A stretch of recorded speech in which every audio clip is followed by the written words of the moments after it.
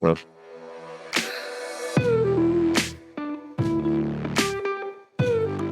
Hey everyone, welcome to another episode of A Man's Girl USA. I am really excited because today I have a guest that I'm going to introduce short in a little bit, but he's got a really amazing military background beyond what he's done in his life. I mean, he's an amazing guy, but I'll let him tell you guys about himself a little bit before we get into the nitty gritty of what's happening in our awesome nation. Let's just start with the left. Does anybody else feel the dismantling of their party, not just their party, but their narratives?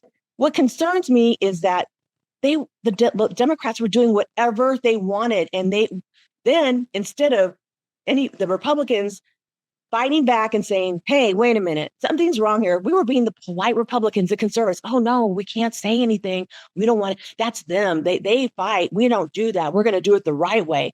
You know what?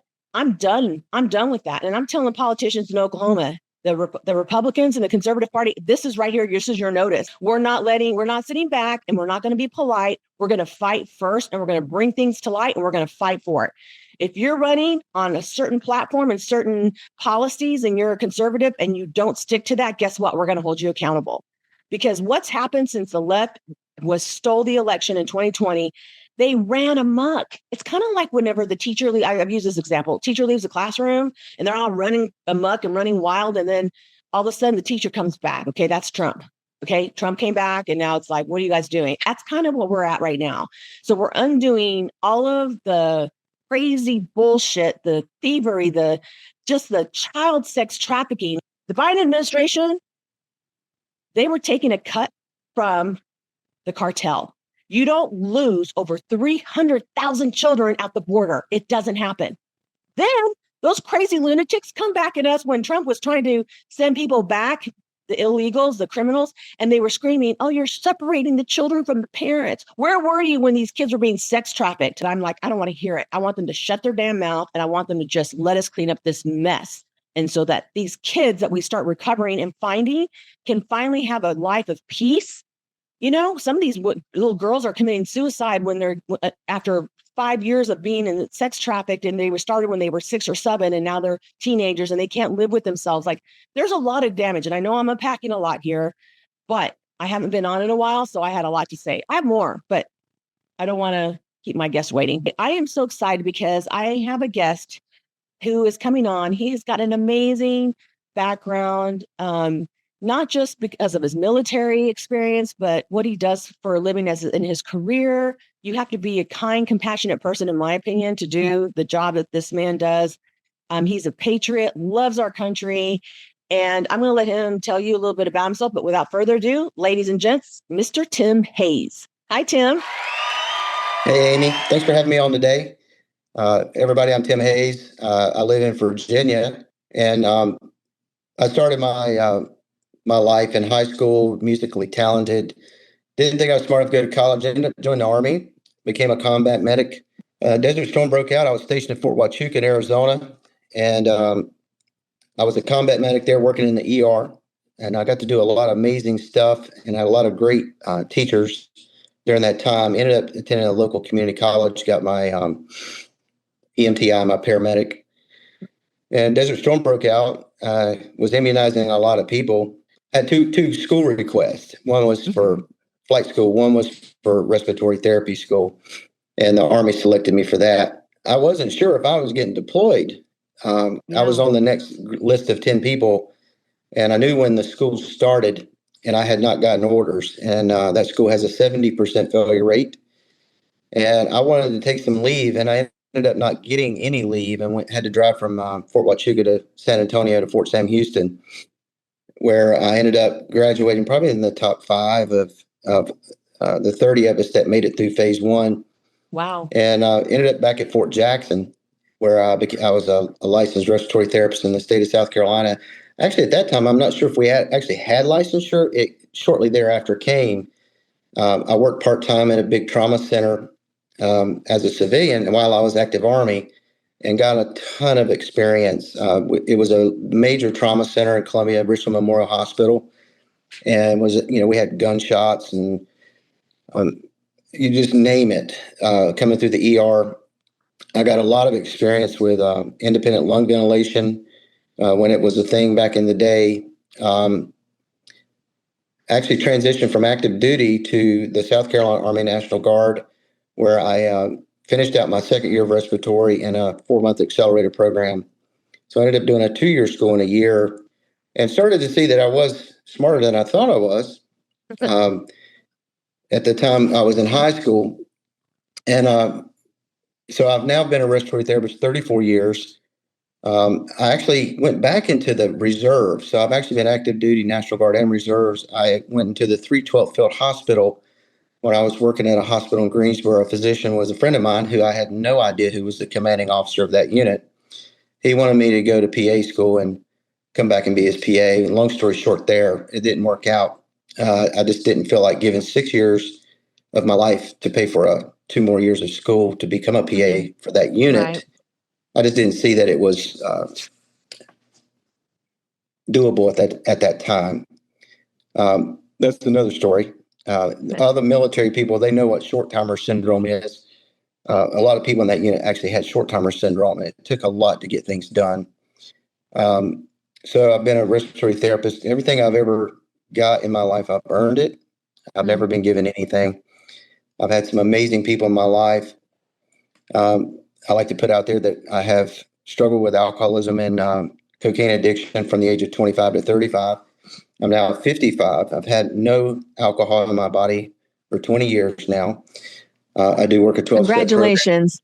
That's amazing. That's an amazing accomplishment. Yeah.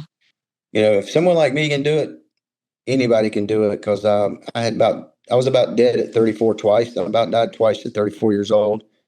And I was working in an ER, and I would see a patient come in who was withdrawn from alcohol. And I kept thinking, this is you, man, in the mornings, dude, until you put that drink in your body. So, I've learned a lot. God put some amazing men in my life. Starting in 2005, when I got sober, I started to learn to love me. And I was told in early recovery, we will love you until you learn to love yourself. And that, I didn't realize the impact that had at the time in my life. But 20 years later, I see that I started to love me. And then I rededicated my life back to Christ. And God still puts these amazing people in my life to show me things. Yes. And now that I love me, all of my patients get all of me. And the people I work with get all of me because I actually love me now. My patients often see God's love and light come through me. And, that is humbling for me. Yes. To know where I came from to where I'm at today, that God is using me as a channel to show people his light and love. It's very humbling. For me, I love our country. I've always been a fan of President Trump. I'm also on several LinkedIn platforms. I'm administrator for 2 different conservative groups. I was humbled to be asked by those the 2 founders of the groups to be an administrator for those groups. And I think it's because of what I often post and what I believe in, God, country, and service. I know that I'm doing the service work. I know that I have a godly connection. And my country, I love the United States, because I would not be where I'm at today if not because of this country and serving the Army. I owe the Army a debt of gratitude, one that I'll probably never be able to pay back. So I try to live my life today paying that forward. Is how I present myself. Christianity for me, I wouldn't say it was forced down me when I was younger, but I know from what I've seen by several of those men who were putting my life in early recovery, they had what I want. They had that peace, that wisdom, that knowledge. And one of those guys was my sponsor, and he's still a dear friend of mine. He lives in Morgantown, West Virginia. He said, if you want what I've got, you got to do what I did to get it. And that's what I've done. And, my life today is amazing. I don't like where a lot of this stuff is going in our country from the left side. I was watching the news this morning. and saw these Democratic Socialists. There are several people running for mayors in Midwestern. We got the guy in New York. Sometimes I think people just need to live. I feel sorry for the people who believe in our country, and believe in our Constitution, and believe in our God-given freedoms, who live in those cities. And if they do get elected, what's going to come? Yeah. I've already, God has given me one thing, and I know, and it's the gift of premonition. And I see what's coming. If you live in those cities and those people, those Democratic Socialists get elected, you best have a plan to be able to move out. Yes. It's Yes. coming. Let me start by saying to you, we all owe a debt of gratitude to people like you who have served our country. So thank you from the bottom of my heart for your service to our beautiful, amazing country. That going on to what you were saying, I didn't mean to distract, but because I think it's important always for people to always thank a veteran when they have the opportunity and they're facing them. Like, personally, thank you. But this socialism, communism, really, what is his name? Zohan Mamdani. Yeah, he's an asshole and he's an idiot. And he doesn't even care. I'm trying to figure out if George Soros is paying him, and has he been groomed for the last 10 years to get to this point? Because he's just really a spoiled kid who was born with a silver spoon in his mouth. He doesn't know about socialism. He's being paid and groomed to ruin our country because they hate America. All of these people who are running that are not even from America, they weren't even born here, they should not be allowed to run. But my point to what you're saying is these mayors that are doing this are ruining the small town America. I mean, so what do you think about people running for mayor or any kind of office in America, whether it's local, state, or federal? Do you think they should be allowed if they're not American-born citizens? I think if you hold any elected office, you should be born in America. Yeah, without I agree with that. question. Yeah. And there should be legitimate proof that you were born here. That's the way I learned it. That's the way I've always felt. I still have questions if Obama was born here. I used to play a veterans league, golf league at Belvoir, and this is when President Obama was in office, and his entourage would show up. Our veterans league would tee off at about 8 o'clock, and somewhere, it takes about 2 hours for the first nine. We would get locked down by Secret Service because President Obama was on the driving range, and he would tee off at like 10:30 or 11. So our golf round would get interrupted. Now, this is the president. He could play any private golf course he wants, but he chose to go to Belvoir to hold up, hundreds of people who mostly of us were veterans. And I remember talking to some Secret Service agents. They despised him. Yeah. I just really hate your face. I'll give President Obama credit. He's got a pretty decent looking golf swing. He's left-handed. He's got a pretty good looking golf swing. But I was very close to him they rearranged some of the holes because they put the Army Museum in. Mm-hmm. I know the pro who runs the golf course there, Fritz. And I was walking because I didn't make it to the tee time that morning. So I ended up walking right after President Obama had teed off.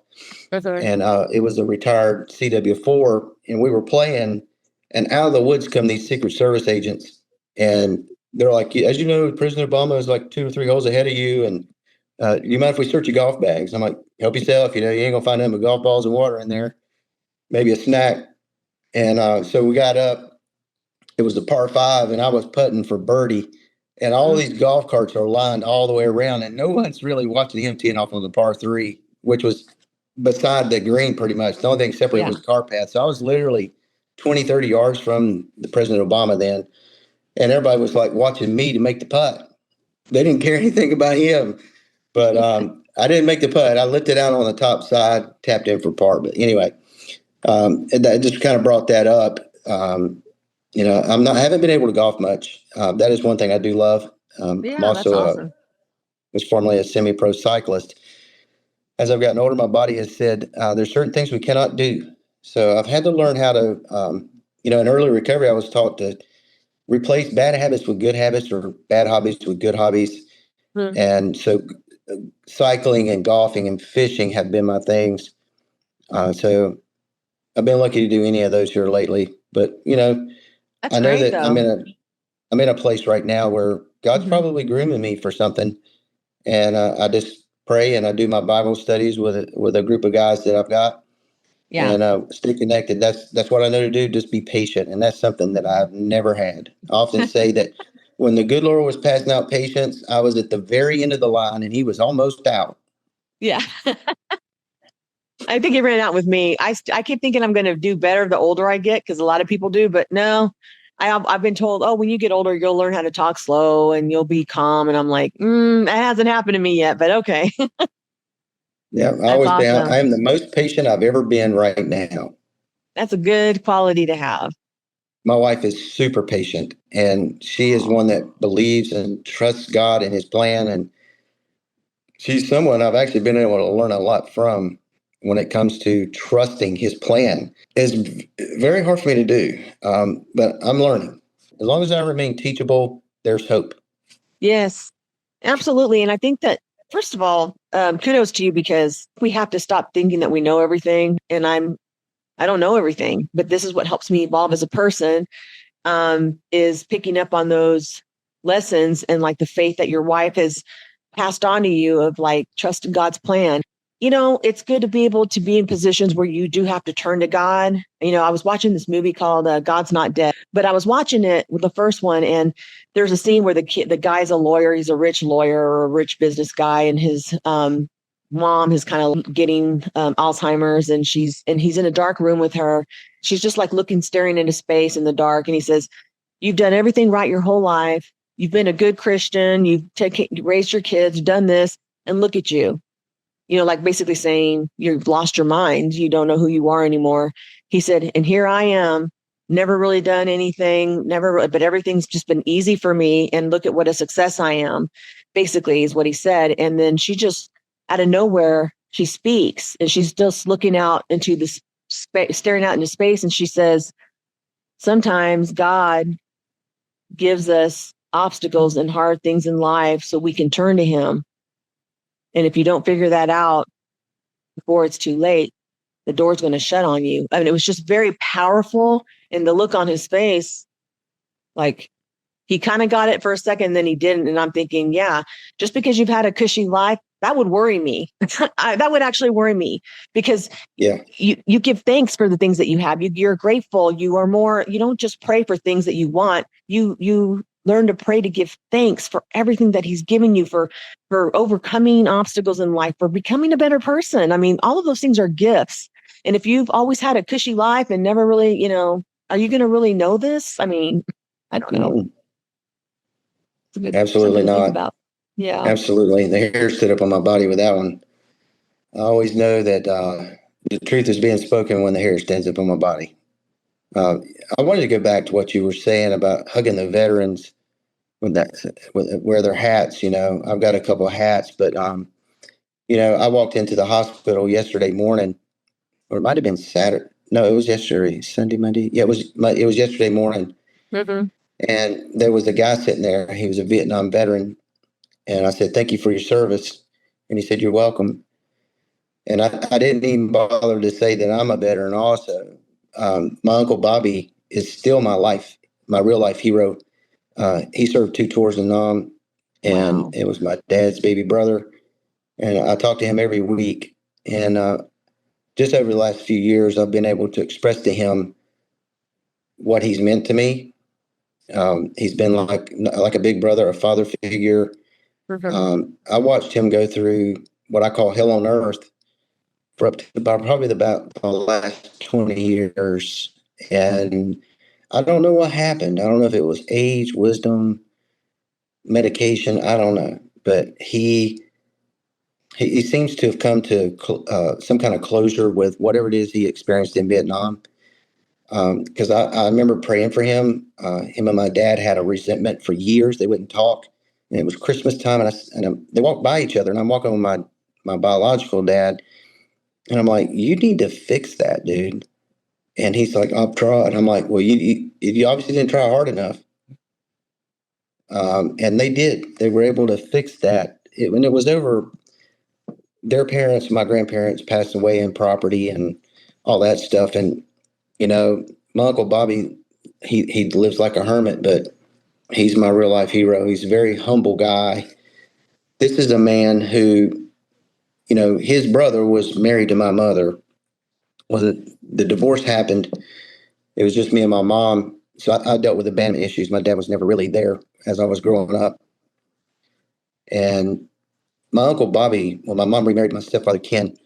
This is the kind of man he is. He would come pick my stepfather up and drive him to the VA in Salisbury every month. And they spent time talking. And I kept thinking what it would be like just to be sitting in the back of that car listening to that conversation. Yeah. I would give big money to be able to go back to that. Yeah, I bet it was interesting and meaningful. I don't blame you. I would want to know, be a fly on the wall, listening to some of that, you figure out later in life that on borrowed time, It goes by so fast.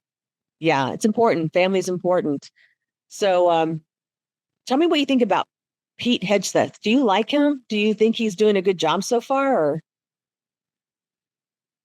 I think he took a lot of bashing, you might call it, early on, and people didn't really get to know the real Pete. I don't really know a lot about him, but I definitely have to respect the fact that he's a Navy SEAL. And he seems to be doing a great job right now. I like the fact that he stands strong with our president, and the fact that he's probably bringing a lot of well-to-do change in the Pentagon. So I guess, time always sees. I try not to prejudge anybody. Yeah. My gut tells me he's a good person at heart and his intentions mean well. Yeah, sometimes you can just see it. I think, you were saying God gifted you with the gift of premonition. I feel the gifts that God has given me too is being able to read people and just kind of have really strong intuition about people. So I always felt like that. I think most everybody on his cabinet and President Trump's cabinet are really deep down inside are good people, as opposed to some of the evil people you just can tell by looking. Like Adam Schiff is one of those people. I just look at him, I'm like, you're just pure evil. I don't even want to know what you've done in your life behind closed doors.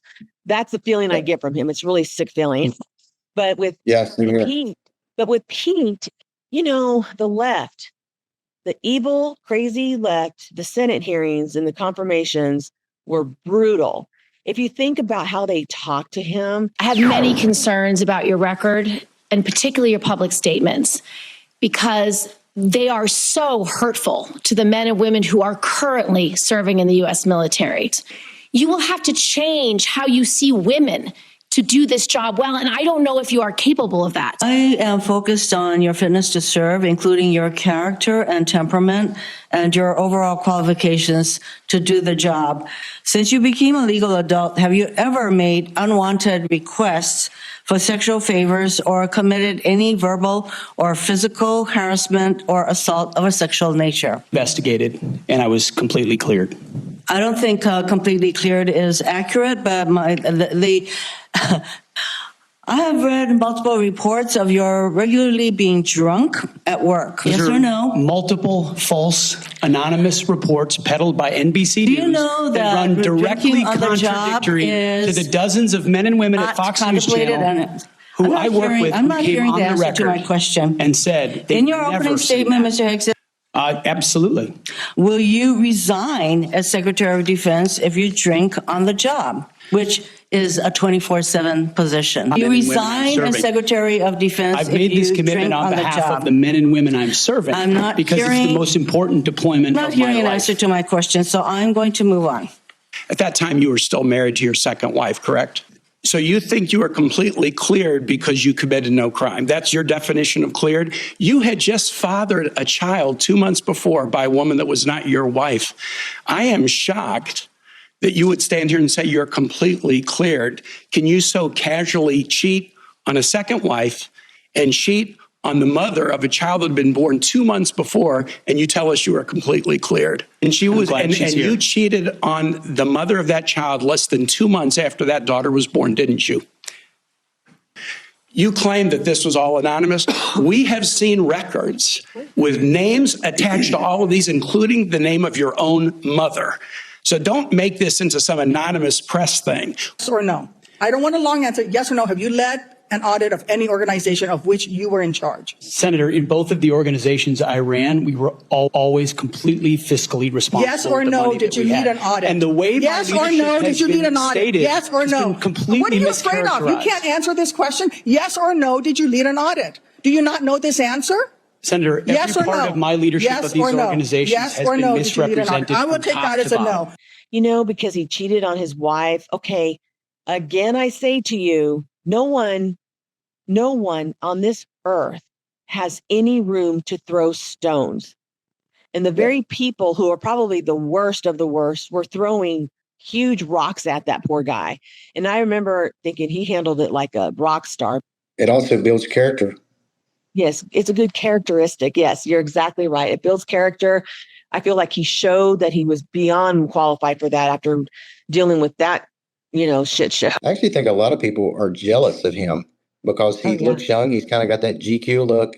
The people that did that probably ought to take a look at themselves. Back to the cheating thing. Yes. It takes two people. I always say that. It takes two to make a marriage work, and it takes two to make it end.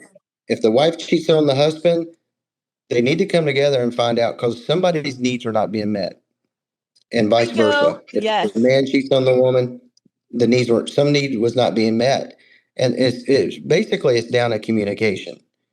You need to communicate with the person you love most, your wife, your husband, whoever. Yes. Work through it. You are 100% right on that. And it's amazing because I've never actually had this conversation with anybody except for like my fiance. We've talked about things like that. And I always tell them, listen, it takes two to make a marriage work and it takes two to make it end. And I've said the same thing. Somebody's needs were not being met. Now, was it right for that person to step out? No, but listen, again, nobody can throw stones.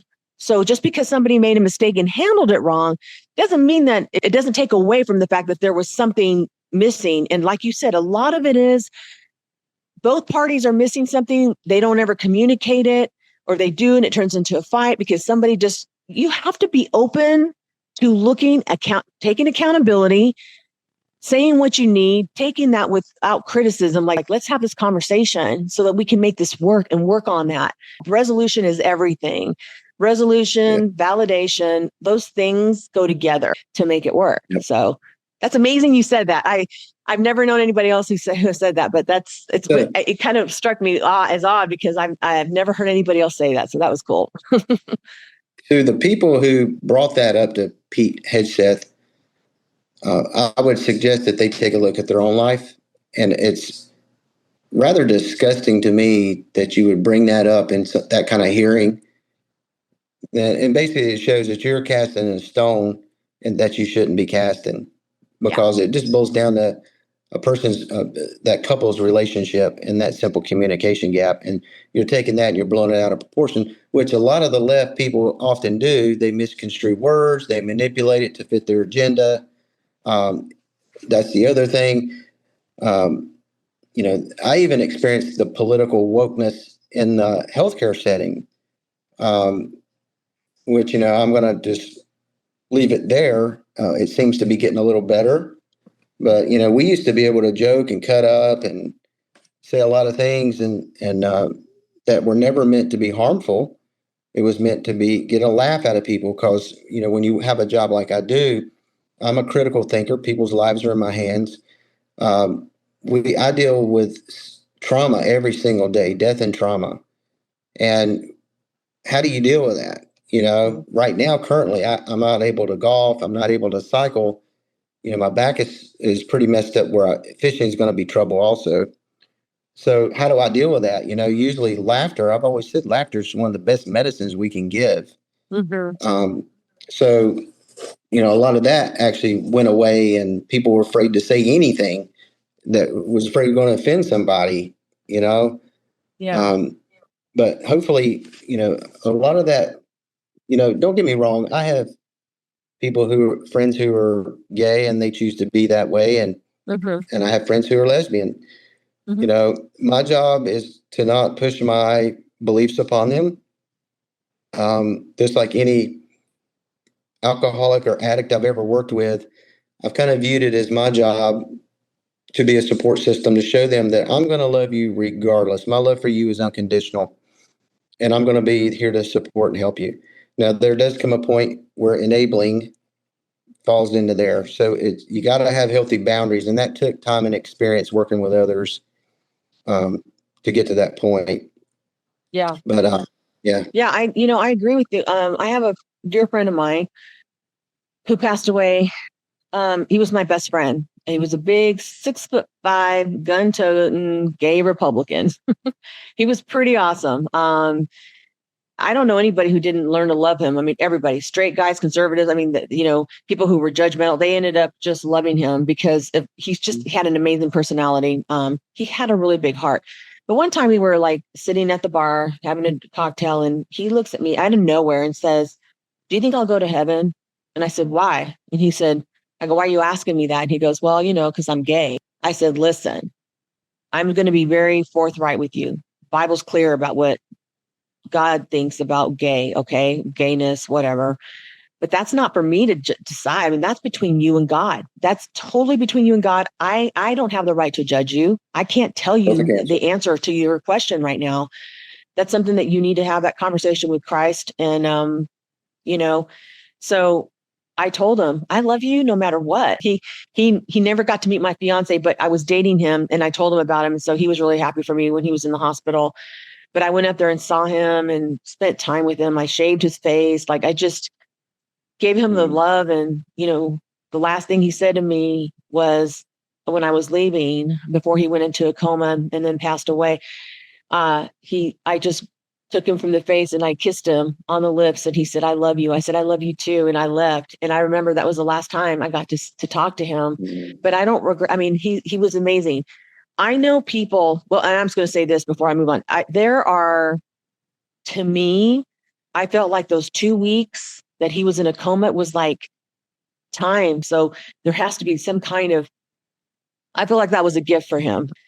And I hope to see him again someday, but there are people, Tim, who are so judgmental. And I'm talking, again, no room to be casting stones, but you can feel the hate by what they say on social media. And I mean, it's like, you act like you're so holier than like you are because you go to church every week, whatever, but you don't seem to have learned a lot. For what you go to church every week, what do you learn when you're there? Because all I'm hearing is a bunch of hate.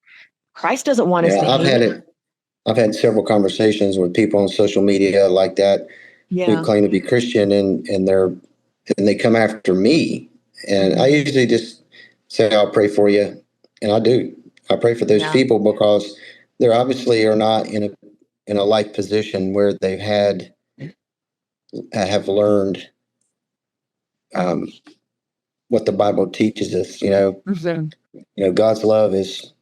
I've learned more about that in the last 10 years, and how they always say that when we're born, God sends us a guardian angel, and I look back on that. My guardian angel was really busy up until I was about 35 years of age. And I've been able to give that guardian angel a little break, but I look back on my life and I've had friends from high school who one died at 38, and I'm 55 now. And I often think about that guy, and, life is short, and it's like, I've always felt like God's always watched over me. Even when I haven't been in the position that I am now spiritually, mentally, and emotionally. It's humbling to really process that and think about that, how much God loves and it's not just me, he loves everybody like that. Yeah. And to get to that position, to be able to see it is humbling. It's a gift to me. It is actually, it is a true gift from Christ. It really is. And I thank God for that too. I do every day. I thank God for that ability to have the faith and the recognition of what he's given me, as being able to see all of his blessings and how much he loves us on earth and everybody. And just, it's sad though, because you have this whole Palestine and Israel thing, and I'm very vocal about it.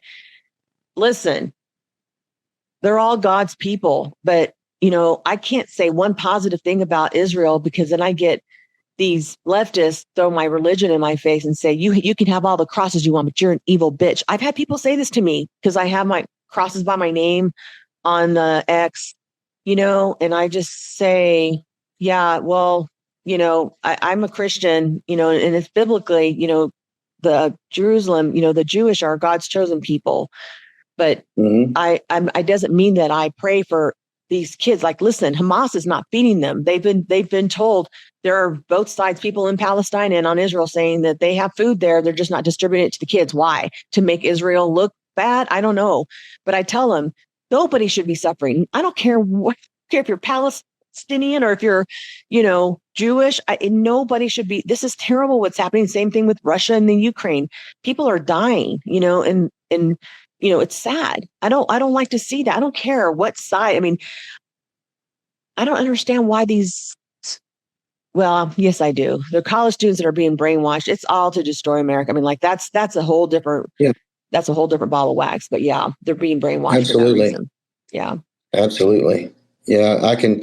I didn't really see that until probably the last 5 or 6 years, where it's really become open and out that the indoctrination of our children and younger generations started in college, and I'm glad to see that the trade school, promoting trade schools, respiratory therapy actually started out that way, 40 years ago. I remember when we used to be inhalation therapists. I never was one. I've always been a respiratory therapist, but I worked with people who were actually inhalation therapists, and then it transitioned. And then, most RT schools now are 4-year programs, suggesting that we go ahead and try to get our master's degree.